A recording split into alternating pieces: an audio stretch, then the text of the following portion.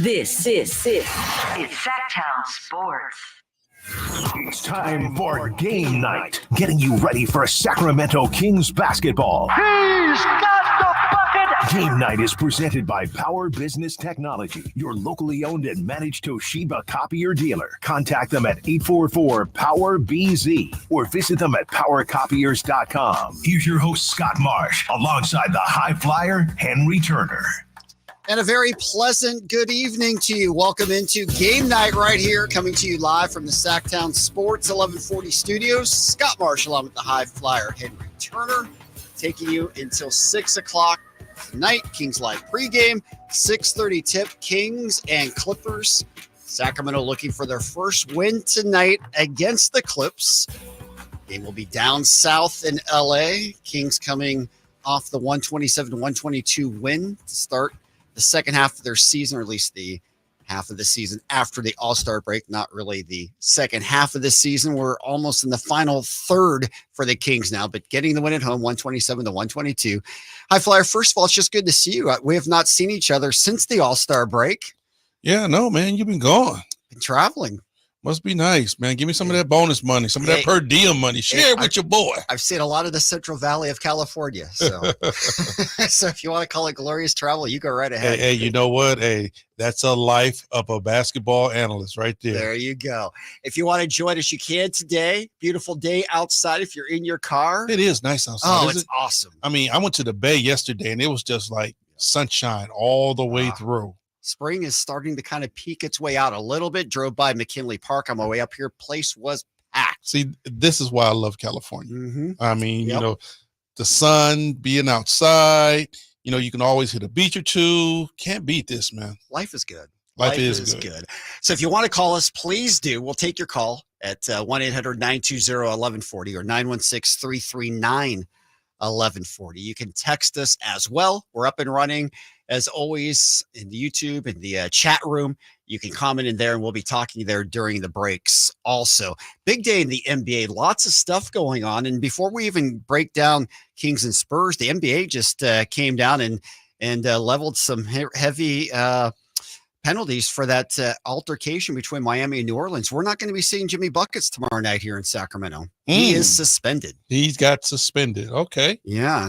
Did you see the melee on Friday night? No, I didn't. Got to go back and check that out. It was pretty intense in New Orleans in the fourth quarter of that game. 5 players getting suspended for their roles in the altercation. Butler out. Pelicans forward Najee Marshall suspended for, quote, instigating and engaging in an on-court altercation. Pelican guard Jose Alvarado, Heat center Thomas Bryant suspended 3 games each for leaving the bench area during the on-court. 3 games? 3 games. Wow. And Nikola Jovic, Miami forward, also suspended 1 game for leaving the bench. So no Thomas Bryant, no Nikola Jovic, and of course, no Jimmy Butler tomorrow night when the Heat are here in Sacramento. Wow.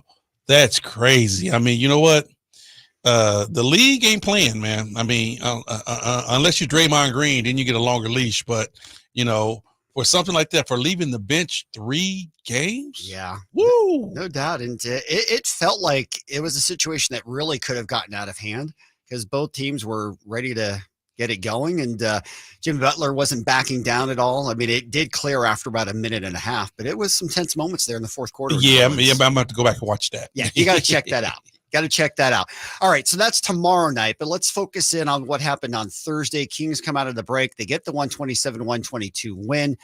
They did what they had to do. It was an entertaining game for sure. Good offense, both sides. We saw Wemby.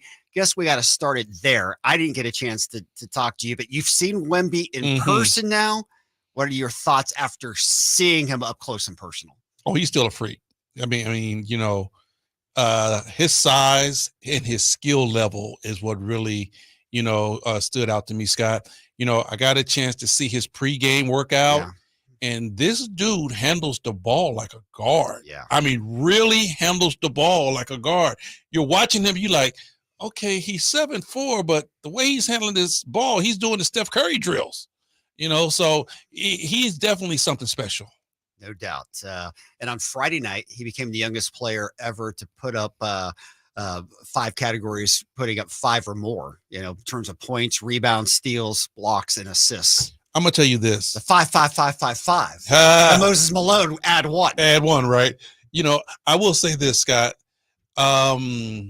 He's still raw, very, very raw. His ceiling is through the roof. When he finally gets it together and understands the NBA style and the NBA physicality, the things that he can do, man, I mean, he's going to be a tear because he understands where he is on the floor and what he can do.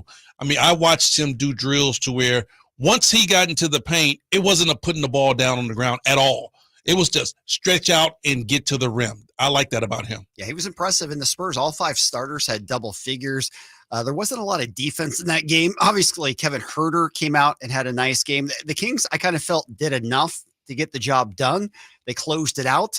It wasn't something that gave me a lot of great confidence that defensively they had done a lot more during the break. The Kings played a decent game. I will say this: San Antonio, gave them a run, but at no particular point, Scott, that I was really afraid of the Kings losing the game, even when the Kings went down. Yeah. Because the Sacramento Kings were getting whatever they wanted. Yeah. If they wanted to get to the basket, they could. If they got open jump shots, they could. So I really felt like, okay, San Antonio, they made a run. Now it's time for the Kings to make their run. And they did.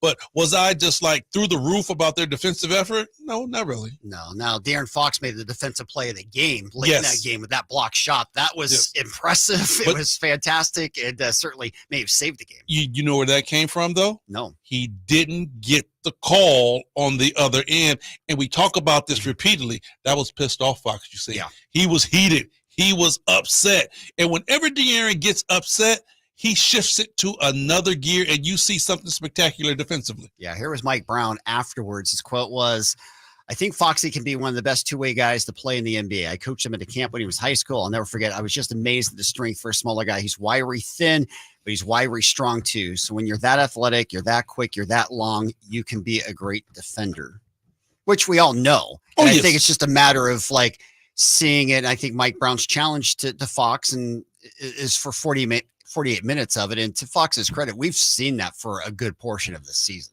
True. I think early on, De'Aaron came out and was much more aggressive defensively. But, Scott, another thing is I don't want to say it's unfair, but it's kind of like unfair to ask your number one offensive guy to lock down defensively 100% of the time. It's not going to happen. It's not going to happen. But I'll tell you what, for spurts and at certain points, he can be that guy. Yeah. All right. Post-game coverage is always brought to you by Folsom Lake Honda, your one-stop Honda shop. Sabonis was questionable before the game.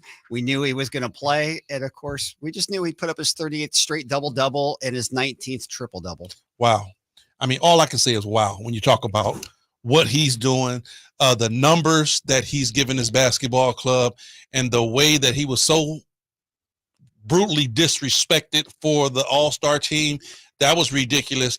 But for what he gives you on the floor, Scott, I think we really take advantage. You hear other teams talk about their players about being, underrated or not given enough respect for giving you double doubles. We're talking about a dude that's giving you triple doubles, and everybody acts like, oh, that's not really nothing.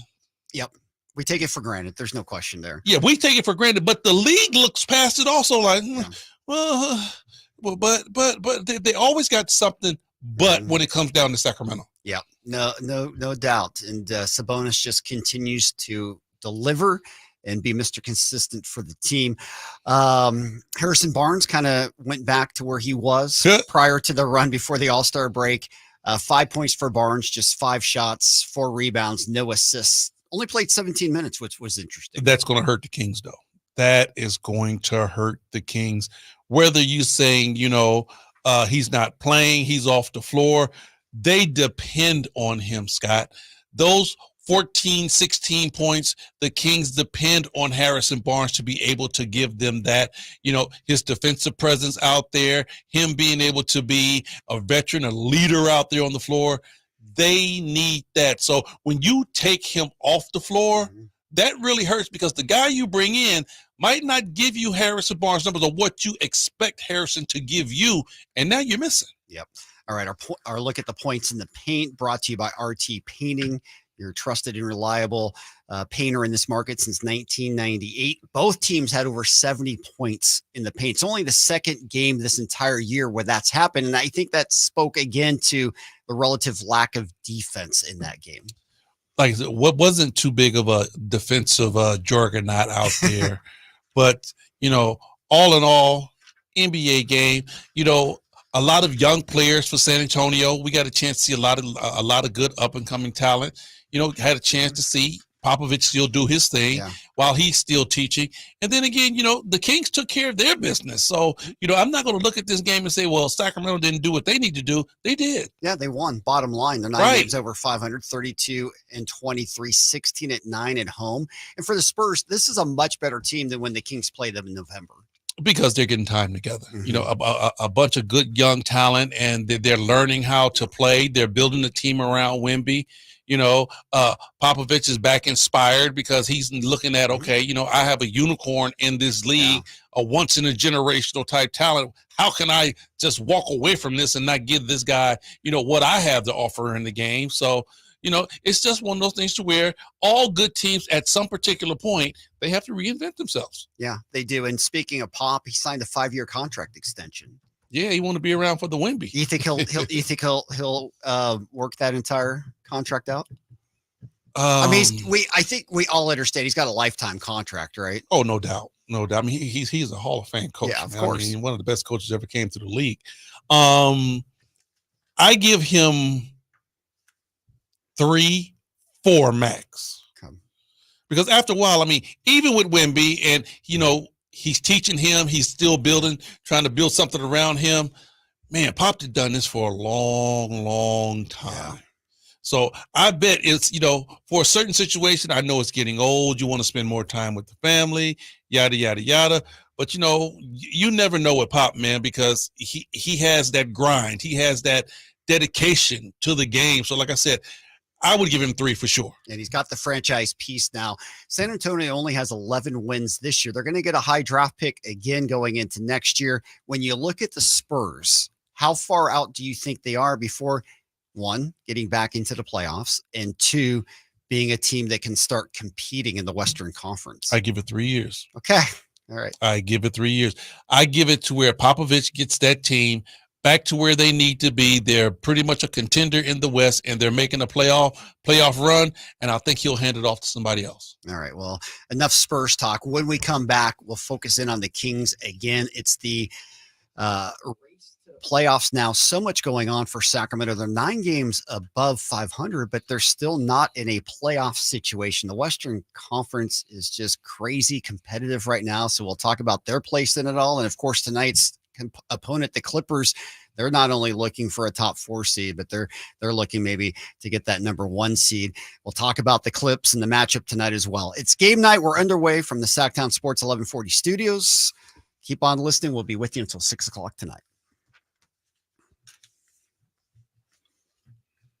All righty. We are live on YouTube. And Kyle, how are you, my man?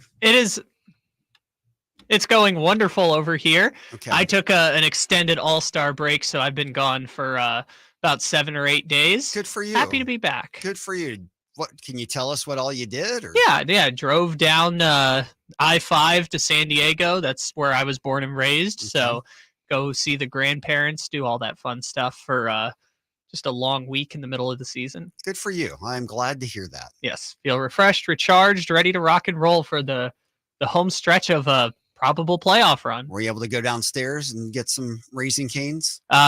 Unfortunately, our friend Bobby and the street team took all our chicken. Oh, sorry, Henry. Oh, Bobby took our chicken. that is disappointing. That is disappointing. We'll get lemonade or something. I think there's some like iced tea and lemonade or something. Geez. You want that, Henry? Okay.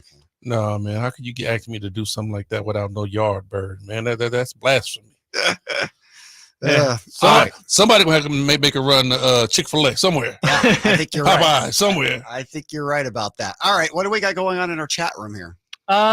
You guys were talking about Wemby. Some people were excited about him. It was interesting that you thought the Spurs were kind of like 3 years away, because I feel like Now, you're the expert on the Spurs, first of all. You've written the book on the dynasty. Expert on the Spurs that ended in 2019. Yeah. But yes, that's not that far away. No, none of the players are still there, but it's still Popovich, who is already the oldest coach in NBA history. And if he, what is he, 74? 74, I think he turned 75 this season at some point. So, yeah. And then the contract should take him until I think he's 80 years old. Yeah. So who knows how, I think Henry's probably right about once he gets it rolling, they'll probably hand it off. It would be great if they had like an all-star caliber guard. I'm not even saying like, oh, if they had Damian Lillard or whatever, if they had like a Jamal Murray or De'Aaron Fox caliber point guard on their team with Wemby, I think they could make a run at the play-in right now. That's how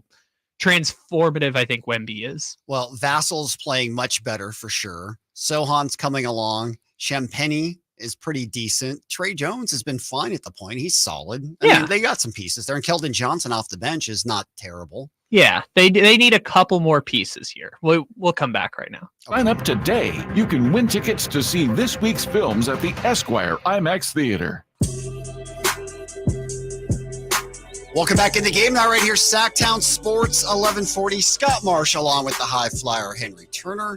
We'll take you until 6 o'clock tonight. Get you ready for Kings Live pregame. Tip tonight, 6:30 down in SoCal. Kings and Clips. Sacramento looking for their first win against LA. They have not played well in their 2 prior games against the Clippers. So we'll break down what they got to do to get a win tonight. As we look at the Western Conference standings, High Flyers, we went to the break. We were saying the Kings, I mean, they're right where they were last year. 9 games above 500 with 27 to go. They've got a winning road record. They've been good at home, but they're still 7th right now in the Western Conference. T-Wolves and Thunder are atop. Both only have 17 losses. The Clippers are right there with 1 loss back, 37-18. The Nuggets, 38-19. Although it's so interesting. I mean, the Kings are 3-0 against Denver now. Pels are 34-23. They've been streaking. They've won 8 of their last 10, even with that loss on Friday night to Miami. And the Suns have somehow found themselves 10 games above 500 now. And congrats, by the way, to Kevin Durant, now the 9th all-time leading scorer in NBA history. He passed Carmelo Anthony on Friday night. So Kings are where they're at, but this year, unlike last, it may not be good enough. It's a total different story, Scott. I mean, the West got better.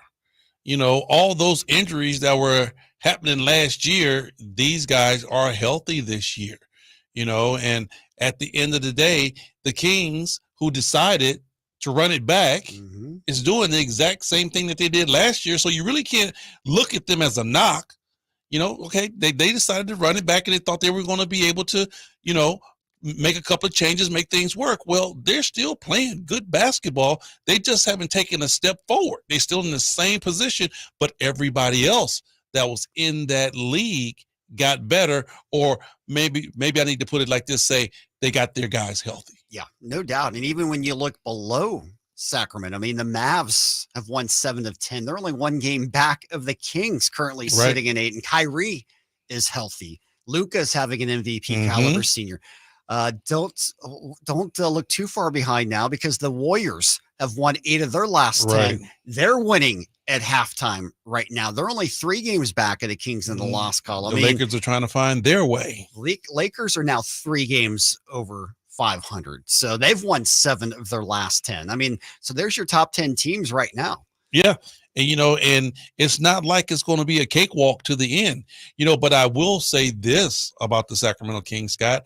I still think at this particular juncture, they still control their own destiny. You know, that's the one thing to where I don't want this team to be into, to where, you know, they have to say, all right, fellas, we need a win tonight. And as soon as they get that win, they got to run in the locker room and say, okay, what did the Clippers do? All right, what did New Orleans do? I want this team to take control of their own destiny like they did last year and say, hey, I don't care what they're going to do. If we just take care of our business, we're right where we need to be. Yeah, we should. Last year, the Kings, of course, won 48 games. 48, I don't know where that would put them. Probably not in a top 4 seed for sure. They'd have to get 16 more wins. They'd have to go 16 and, doing some quick math here, 16-9 to get to that record. I think that's right. I have to maybe double check that. But anyways, regardless, it's still going to be a tough situation for them to move up the Western Conference ladder. Oh yeah. I mean, it's definitely going to take a task, Scott. And right now we just come out of All-Star break. It's going to take some very good basketball play. You don't have any room for error right now if you're the Sacramento Kings. That's one thing that I think the Kings did last year, is that they had created enough separation to where they had a few error spots. They had a couple of oopsies that they could have had and still been able to stay at that third position. Well, they used those up early this year. So there's no more room to say, flush that. No, because any other games like that is going to be a detriment to your playoff run. Yeah, and as Kyle pointed out to me, my math was terrible, 16-11, which is definitely doable for them to get the 48 wins again. I mean, they've got a legitimate chance. They go 13-9. They could, if they go 18-9, they could get to 50 wins this year. But if you look at the trend over the last 10 games, the Kings are the only team of the 10 teams I've mentioned who don't have a winning record in their last 10 games. All the other 9 teams in the Western Conference are above 500 in the last 10 games. The Kings are 5-5. So the Kings are due, and it's their time to get it done. And they're going to have to get it done, Scott. You think about it. You were just talking about what they won last year. Well, that number might not get them to where they need to be this year. No, it's definitely going to be much more of a challenge this year for Sacramento. And as we look at their schedule outgoing, I mean, obviously Clippers tonight, a team they have not played well against. They get Miami and they get a little bit of a break, although they're on the second night of a back-to-back. Again, Jimmy Butler has been suspended for that altercation on Friday. He will not be in town tomorrow, along with Thomas Bryant. Nikola Jovic will not be here for the Heat also. But after that, the Kings have to go to Denver on Friday. They have to go to Minnesota on Friday. It's not an easy week upcoming for Sacramento. And you know what, Scott? I won't dare, while I watch this basketball team, I will not dare say, they get a little bit of a break because a superstar is not out there on the floor, because this team has been guilty big time of having teams come in here undermanned and letting other guys come off the bench and having Herculean type nights. So I won't ever say it's going to be light night for Sacramento. You know what? It's going to be a little lighter. They don't have JB. I'd rather for Jimmy Buckets to be in uniform, and then we see the best of the Kings. Yeah, no doubt. And speaking of the best of the Kings, as we look at it here, we touched on it, and you mentioned it in our first segment. Obviously, Sabonis and Fox have been absolutely great. Both of them all-star caliber this year, no doubt about it. Kevin Huerter, if he can pick up his game and kind of do what he did on Thursday night, that will help a ton. But they're going to need more from Barnes. They're going to need a little bit more consistency from Keegan, and they're going to need a little bit more bench play too. Besides Malik, they just have not gotten a lot off the bench. They really haven't. I mean, the bench play, Scott, has been very, very erratic. We've put a lot of onus on Kevin Huerter and a lot of onus on Harrison Barnes. But I'll tell you what, the guys that you thought were going to be able to give you a staple off the bench, the Duarte deal hasn't worked out.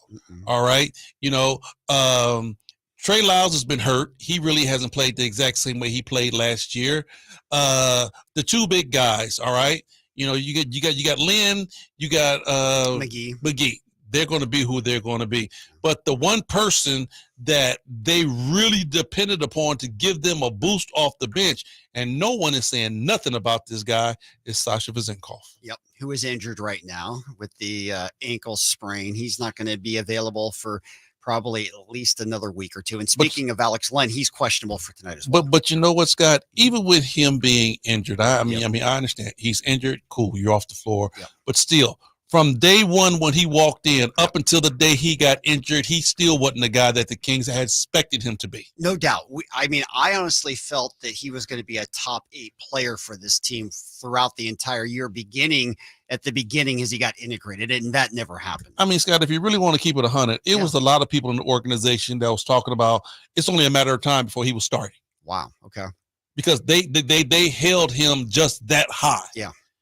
Because a lot of people are like, okay, well, we can, he's going to be starting, and we're going to move Harrison to the bench, and Keegan going to play the 3. And I mean, it was that big of an expectation for him, but it just hasn't happened. Yeah, no, that certainly hasn't happened for them. And we've talked to, the backup point for the Kings hasn't been great either. Davian has not had the year that they've hoped in terms of development, and really that's been a sore spot. Davion hasn't had the minutes, number one. You know what? I think it's more so a mental thing with him, Scott, because we've seen games to where when De'Aaron gets hurt, Davion Mitchell steps up and he has a very nice game. Yeah. I'm not saying he's giving you De'Aaron's numbers, no way, no how, but he steps up, he plays a very nice game, and he gives you something. I think it's more so when he has to come off the bench and he knows that his leash is very short. If he misses a shot, if he turn a basketball over, if he misses a play, he's coming right back out. I think that plays heavily on his mind and how he approaches the game out there. And of course, with Keon Ellis too, I mean, that also has cut into his minutes. Although Davian's been getting more of those minutes of late, certainly Keon was getting them for a good stretch. Yeah, and and I know that had to be a part mentally too. It's like, now not just worried about, okay, well, De'Aaron's coming back in. Well, you had to worry about Keon getting you spotting for, a good portion of 7-8 games in a row. You didn't even see the floor. Yeah, and here's the other piece of it. I mean, the Kings have signed Keon Ellis now to a multi-year contract. Oh, really? Yeah. When did you get that deal? They made his 2-year contract into a full NBA contract and extended it out for 2 more years beyond this year. Wow. So he got 4-year deal? I think 2 more after this. 2 more years? Yeah. It happened the day after the trade deadline. So when they didn't add someone, they added Keon as that last roster spot. Nice. Congratulations to Keon. Yeah. Nice, I mean, just in terms of how that affects Davian and his thoughts of where he may or may not be next year and all that stuff too. It's going to play into it. Right. Because, he's still playing on a rookie contract. And, it's one of those things to where when you don't have your confidence and you see other moves being made, and especially it's a move to where, you could be relinquished. It doesn't help. Especially when you're a first-round pick and you see somebody coming up from the G League and getting a full-time contract. All right, let's go to the phone lines. Our good friend Tin is out there. Tin, what do you got going on today, my friend? Hopefully you're enjoying some nice weather outside. Sure is, Scott Marsh. I love what you said earlier. I didn't know that Greg Popovich complimented De'Aaron on being a wiry, thin player. Those were actually Mike Brown's comments after the game. Oh, Mike Brown. Okay. Yep. Well, that pointed me to another player who's thin but athletic is in the other respective sport, Deshaun Jackson. These thin guys can move along, and De'Aaron, he goes coast to coast just like Deshaun Jackson goes coast on the kick return. Yep. No, that's true. All right, Tin, thank you for the call. Appreciate that. We've got to go to the break. When we come back, let's go around the league. Lots of other games going on today. We'll get you caught up on that. We talked about the suspensions that were just levied by the NBA. We'll get you caught up on all the other notes as well. It's game night. It's being brought to you by our good friends at National Garage Door. Call today for your basketball special, 916-638-4554. More of game night right here, Sacktown Sports 1140. All right, we are live on YouTube. You mentioned earlier the stat about if the Kings got the exact same record as last year, 48-34. Yeah, where do they finish? With the way that it is currently seated right now, what would be your guesses? I think they would, if they get 48 wins. Henry says 6. Yep, they're not going to catch top 4. Can the Pelicans win 14 Pelicans would have to win 14 more. Suns would probably have to win 14 more because they would have tiebreakers. They might finish all the way at 7.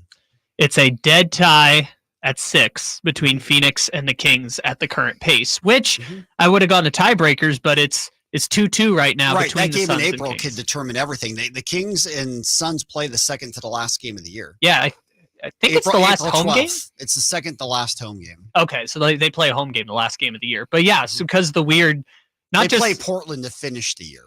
Okay, but the Suns right before, because of the weird, not just them losing when they were up 22 with 8 minutes to go, but because the in-season tournament format, fifth game between Suns and Kings would decide the it better not playoff It better spot. not come down to that fourth quarter meltdown. That would be tough to stomach. Yes. If it became between getting a playoff seed and having to play in the play-in. Yep. So exact same pace. And it makes sense. Like Oklahoma, I've heard a lot of people going back and forth on whether Oklahoma could actually make a run this year if they're a year or two away. But like Oklahoma added a rookie of the year caliber player. The Pelicans got back Zion. The Timberwolves essentially added an all-star back because Cat was gone all of last season. I mean, these teams did get better over the offseason. And I know it's like a broken record that we've all been saying, but like the West got better, and we're seeing the results of that play out in real time because the top 4 teams are essentially set at this point, or at least we know who are going to probably be hosting the first round. And especially, I mean, if the Kings don't beat the Clippers tonight, right, then they lose the season series against LA, which makes it another team you're not going to catch. And I'm not saying they would catch the Clippers even if they won tonight. But they would still have a way better chance of doing so. Imagine if the Clippers had just gone like 2-5 during that first stretch with Harden instead of losing 6 or 7 in a row. If it were just 2-5 or 3-4, they would be the 1 seed in the Western Conference right now. And I've been joking. I've heard everyone who was making fun of James Harden and going quiet on everyone's quiet now on James Harden after they're making jokes about he makes the Clippers worse, they gave him away, all that stuff. People have been quiet on James Harden. At the end of the day, Harden still has to prove it in the playoffs, though, High Flyer. Bottom line. I'm still not a James Harden fan. Yep. You know, I've always said this. James Harden is a smart player. I will say that. He's a very smart player, and I think he adapts well to guys around him. But James Harden is a guy to where if you're going to get the best out of him, he has to be the alpha. He has to be the man. Yep. And we'll see if he can, when it counts the most in the playoffs, get the job done. Yeah, we'll see what happens there. He does have Kawhi with him this time. This is the first time he's ever been a true number 3. I mean, I guess except for when he was a rookie in Oklahoma City. By the way, Paul George is listed as questionable for tonight as well. We'll have to get an update on that. See if you can check that out when we go back on. All right, sounds good. And find out how we're creating brighter futures for all at Macy's.com/purpose. Welcome back in the game night right here, Sacktown Sports, 1140 Kings and Clippers. Kawhi, Harden, Paul George, maybe. Paul George has now been listed as questionable, and now he's out. So no Paul George tonight for the LA Clippers. He has officially been ruled out of tonight's game. So there you go. We'll have a full breakdown on the injury report coming up in our next segment as we'll break down the Kings and the Clips. Let's go around the league. Some other news. The Warriors giving Steve Kerr a 2-year, $35 million extension. There was a lot of talk, would Steve Kerr come back next season? Well, I'm not saying because they've won 9 of 11, that's the reason they gave him the extension. That would be crazy. But they have extended him. Kerr's feeling better about the situation. And, of course, $17.5 million a year will make you feel a lot better about things. You know what? I think that's a courtesy. That's a courtesy signing. Because, honestly, This year is the Warriors' last dance. I don't think Draymond's going to be there next year. I don't think Klay is going to be there next year. And I don't think Steve Kerr was going to be there next year. Because I honestly think Steve Kerr is like, I'm going to go out with my boys. You know, I'm staying true. Because you remember, he stayed packed on Draymond Green. So I think Steve Kerr is like, I'm staying with my fellas. When we start releasing them, that's when I'm going to go. Yeah, it's interesting. I mean, obviously the Warriors are playing much better now. They are down again to Denver. They're playing at home right now. They're up at half. They're trailing by a couple third quarter. But the Warriors have found their groove, to their point, since they've gotten Draymond back. They're playing better. They are playing better. Klay Thompson's coming off the bench now. And see, let me ask you this. Yeah. They're playing better. But do you think the Warriors can get it together enough to where they win a championship? Because that still, to me, is a championship or bust team. Without a doubt. Let me ask you this. A team that has Steph Curry on the roster, does it not always have a chance of doing something extremely special or bringing in somebody from outside to come with Steph that would make it special? Hey, they have a chance. I'm talking just this year with this roster. They have a chance to do something special, but that special for them is making the playoffs. Do I see them making any noise in the playoffs? Not at all. No, because I don't think this roster is constructed good enough for them to make it to the second round or even, a conference championship. I don't think they're that good. I agree with that also. But even with Steph Curry. Agreed. But obviously we learned that the Warriors were trying to make a move for LeBron right around the All-Star break. The Warriors are not a team that's going to stand pat for the next couple of years. No. I mean, the guys are too old.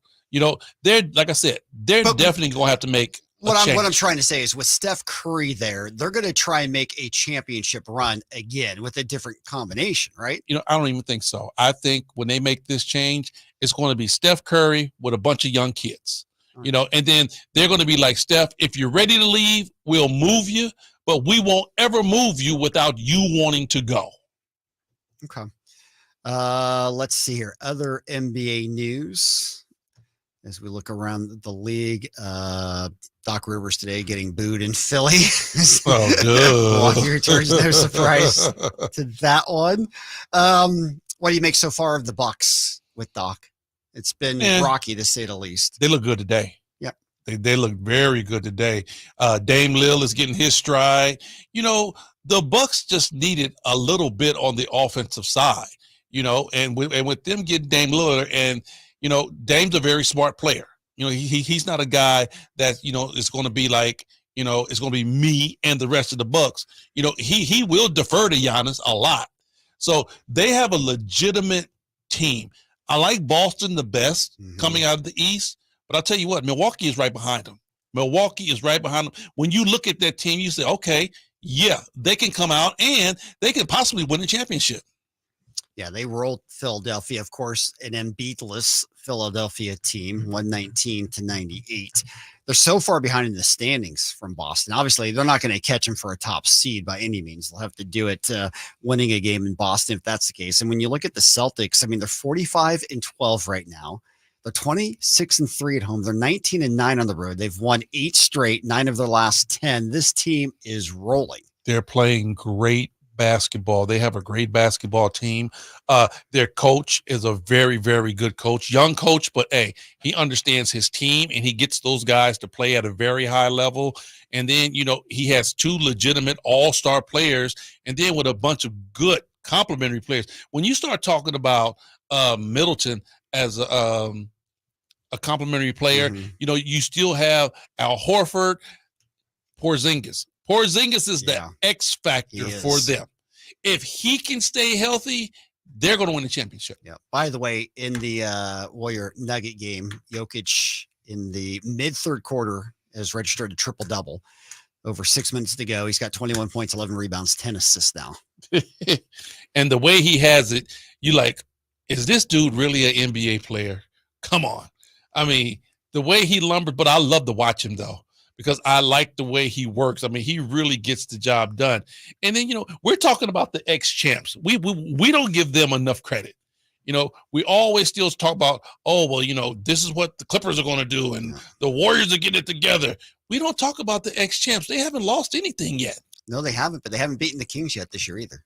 Yeah, that's true. They ain't beat us yet, but, we ain't beat New Orleans yet either. That's a good point also. All right, Suns, we talked about they got their 34th win today. They beat the Lakers 123-113. Lakers 31-18. They're 11-19 away from home. They're hovering around that play-in situation too. What do you make of the Lakers? They didn't make any moves either. The Lakers are trying. I mean, but they are who they are. The only way you're going to make anything work with those Lakers is that LeBron is going to have to be big time engaged. If you don't get a LeBron that's saying, I want a championship, if you don't get a LeBron saying, I want this in-game championship, if you don't get a LeBron that's saying, I want this in-bubble championship, if you don't get that guy, you're not going to win. Yeah, they certainly were motivated to put up the banner for the in-season tournament, but they really haven't shown a ton of life. But he played totally different. He did.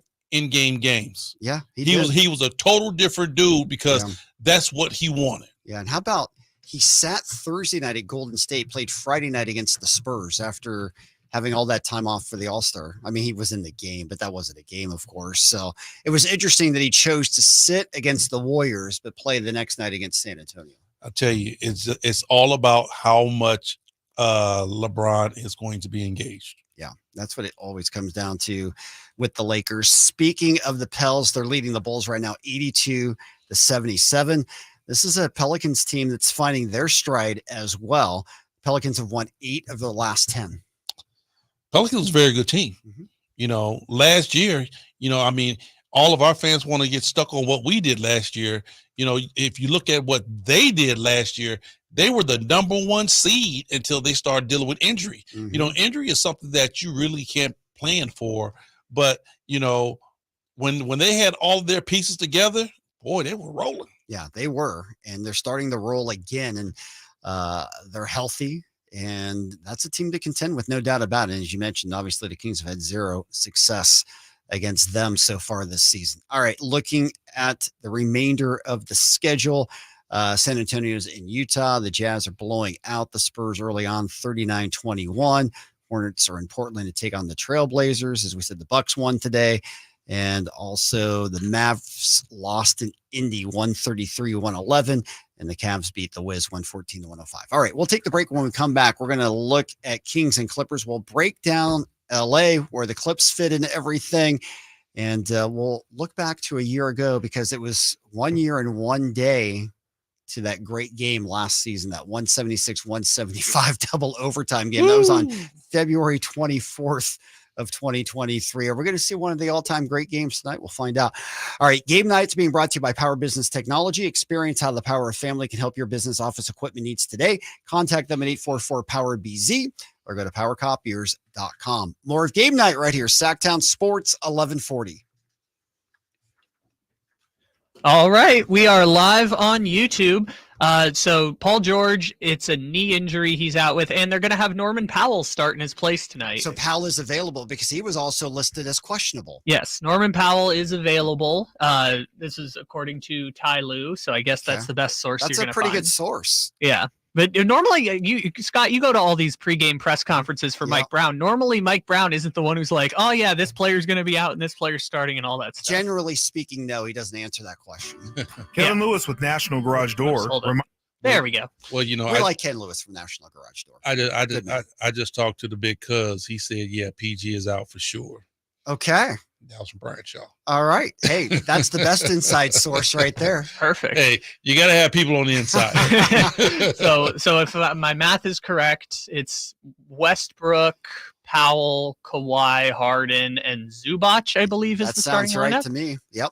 Yeah. Have we heard Alex Len is listed as questionable? Have we heard definitively on Len? Let's take a look here and see. I have not seen anything yet, but it is possible. Alex Len has been ruled out with illness. Okay. So no Alex Len. You know one thing I want to ask you, Scott? Yeah. And I just seen the guy on TV. We were talking about the Golden State Warriors and can they make another run? How good, just say, will they be if they get a healthy Chris Paul back? Yeah, I think does that change the narrative right there? I think it does. I think everything that Steph Curry said after getting interviewed after the win against the Lakers, if they get into the playoffs, they're going to be dangerous. They have to get into the playoffs. Right. But does anybody want to play?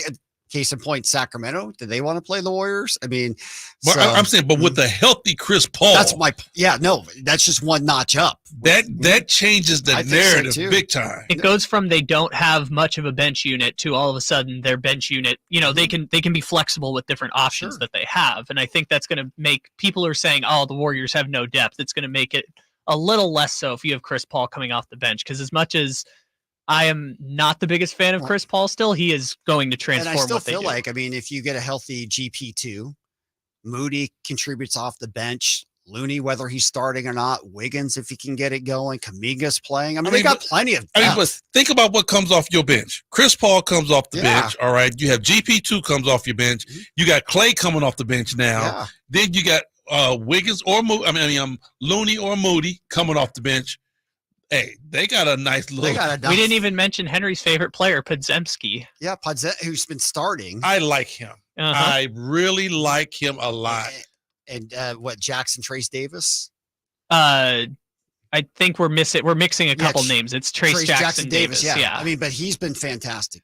He will be someone who a couple years from now is going to be instrumental. But he could contribute. We'll see. But yes, they will be able to find another body. It's another. Yes, they'll be able to find 8 or 9 when the rotation shortens that they feel good about. But we'll see what happens from there. We got 10 seconds till we're back. All right.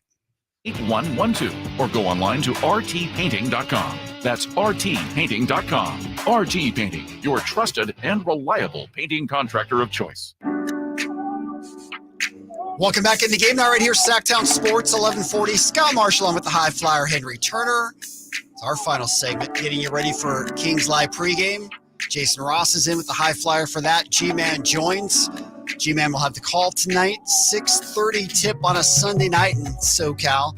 Kings and Clips. Sacramento looking for their first win against LA. The Clips won the first 2 games of the year. They did a great job against Sabonis. Sabonis probably had 2 of his worst games of the year against Clips. We'll talk about what Domas needs to do tonight to keep that double-double string alive. It currently sits at 38 games.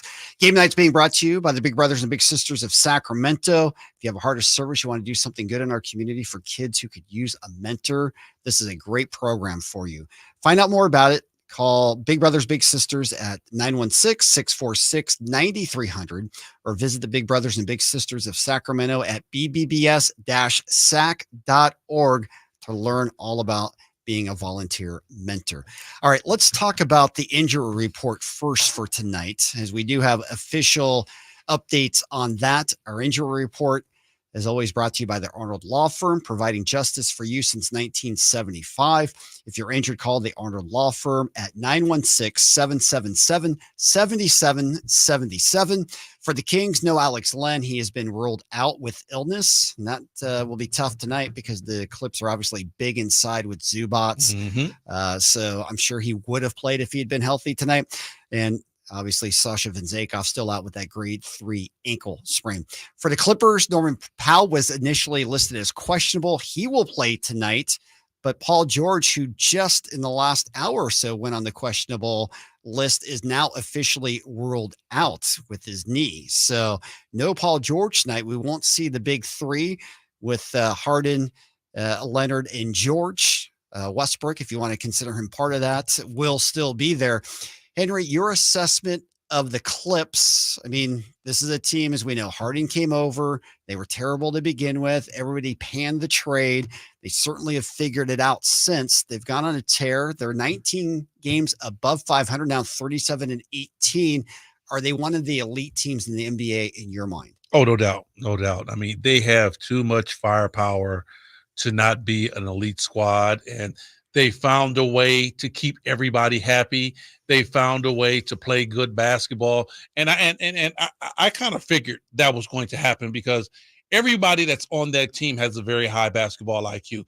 Even though, I'm not a big Westbrook fan, even Russell has a high IQ. He knows how to get the job done. It's just all about, is he willing to do it? And I think Ty Lue has got those guys on a bigger playing field and understanding that what they got going is bigger than just one player. Yeah, it starts with Leonard. I know it's bigger than one player, but with Kawhi, obviously a 2-time MVP with 2 different teams, with San Antonio and Toronto, trying to win a 3rd MVP and a 3rd NBA championship with this 3rd team. When you think about Kawhi Leonard and what he's been able to do, truly one of the remarkable players in our league. I think Kawhi Leonard is probably the number one guy who has bought into, okay, in order for us to make this run, I really have to be engaged. I'm very much an important part. If I'm not engaged, this team is not going to go very far. True. And when we talked about Kawhi Leonard, it went from Kawhi Leonard MVP to Kawhi Leonard load management. Right. And we're not talking about that at all. I mean, he has had an injury where he missed 5 games for a stretch there, but he has been reliable this year for the Clippers. Right. It hasn't been none of that. Well, I'm not playing back-to-backs. Nope. He's been on the basketball floor. So, when you have the dude on the floor and you have him at your disposal, I mean, we all know about his athletic ability and what he can bring to you on the court. So, him playing is just the biggest part. Yeah, no doubt. That's been his tough part. Harden, we know he's won an MVP himself, and we know when he wants to play, he's an elite player in the league. But if there is a missing part to his resume, he still hasn't shown up at the, brightest spots. I mean, he's made it to a couple of Western Conference Finals, but he has not. Okay. He has not delivered in the biggest Right. moments. Let's talk about his playoff resume. On every team that people say he hasn't showed up on, James Harden was either the alpha or the omega on that basketball team. Now, I think James Harden is the third guy. Yeah. So now you're not even worried about if James Harden is going to bring you a Herculean effort. You just have to worry about James Harden being out there facilitating and helping the guys out, because you got four guys who you can depend upon. And now James Harden don't have to play a serious, just monster game. True. And you got Westbrook, who's been coming off the bench. You were the first one to really point out what a terrible trade it was for the Lakers, and it turned out to be a horrible one. You were also one to point out that you thought it would work much better with the other LA team, and it has for the Clippers. He's fit in well there. He's kind of like James Harden in a sense. James Harden has a lot more talent than Russell Westbrook offensively to me, because he can shoot better than Russ. But the thing with Russell Westbrook is that when Russell is on the floor, Russell has to have the ball in his hands, and Russell has to be the man. Russell is not going to be that guy on that starting five. He's not going to be the man. Same thing when he was with LA, with LeBron and AD. You're not going to be the man. So coming off the bench, yes, you could be the alpha and run this basketball team and give us something productive, because that's the only way you're going to get a productive Russell Westbrook, is if he has the ball in his hands a lot. Yeah, I think one of the most unfair things that's been said in the league about any player was with Russell Westbrook, and so many people saying what a bad teammate he was, and there was that kind of stigma about him for a while. But you look at what he's done and the way he's been willing to work off the bench and be a team contributor. And even when he was at the Lakers, he was universally loved by the players on that team, even though he was killed by the media and everybody outside. I mean, to me, this guy is like the consummate teammate and professional. This guy's won an MVP. He's been the dominant force. He's been able to relegate that for this team. Well, Scott, it's because, he has so much expectation, and the media really, put that out there with him. I never looked at Russell Westbrook as a guy that, couldn't play with this player, couldn't play with that player. Always looked at Russell as a guy that needed to be ball dominant. And I still would stand on that to right now, to this day, but I look at Russell Westbrook, and I told you, he has a very high basketball IQ. He understands you're not going to get it done with that starting five, bro. If you want to be you and be able to do the things that you like to do and how you play, you're going to have to come off the bench and run that squad. All right. Game night being brought to you by Mercedes-Benz of Stockton. Check out their full line of luxury vehicles at nbofstockton.com. As I mentioned in the last segment, Sabonis has had two really subpar games against the Clippers so far. His last non-double-double game came against the Clips. In 2 games, he's averaged just 26 points, he's had only 26 points, 15 rebounds, and 6 assists. Is it just an anomaly, or is there something that makes it really tough for Sabonis with this matchup tonight? Nope, not an anomaly. They have the size, they have the strength to match up to Sabonis. The Clippers have a couple of players that really bother Sabonis, because Sabonis can't use his strength to get them off their spots. He's not moving Zubats at all. He's not doing Plumlee that way either. So Sabonis really uses his shoulder, his strength, his body to get guys off balance, and then he can score. But when you run up against bigger guys that you can't get them off of their spot, you can't move them, you struggle. And then, once you got to deal with the big fella, you got to look at the length of, the Clippers out there. Yeah. Kawhi Leonard, long. Paul George, long. Russell Westbrook, long. Norman Powell, long. Even with James Harden, wingspan, long. It's tough. It's really hard to try to get yours off against teams like that. Yeah, no doubt. And for the Kings tonight, we talk about series numbers and all that. It's a big one again tonight, because the Clips can win the season series against Sacramento in case there are any ties going in to the end of the year. And the Kings they're 5 games back in the loss column right now. It feels like it might be a stretch to catch them, but certainly if they lose tonight, they won't. So that makes it just a little bit more important. It's crazy that it's really going to come down to that, Scott, but it is. The West is so tight that it might not even come down to the record. It might come down to the series of how many games have this team won against the other team. And and I think that it's so tight, looking at that might move a team from 5th, 7th, or 8th. Yeah. You might not lose just one position. You might drop a couple of positions just because you didn't win the series. No doubt. All right. What do you see as some of the other keys for tonight? Kings will have to play good basketball. You're in the belly of the beast. We talked about it a little bit earlier. This is after All-Star break. You don't have a big window for, having missed games or oopsies or whatever you want to call them.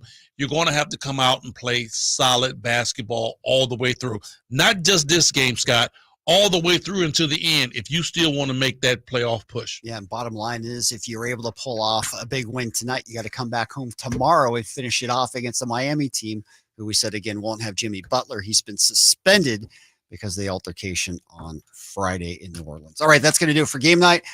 Always good to work with you, my man. Yes, and sir. Have a great call tonight. You got it. All right, that's the High Flyer. He'll be with Jason Ross, who will be here for Kings Live pregame. That'll start at 6 o'clock. 6:30 tip tonight. Gary Gerald with the call. As always, Kings looking for their first win against the Clippers this year. Keep it tuned here all evening long. We'll have all the action for you. Kings and Clippers from Los Angeles. Sacramento Kings basketball right here on Sacktown Sports 1140. Have a great night, everyone. On the move? Got somewhere to be? Take Sacramento Kings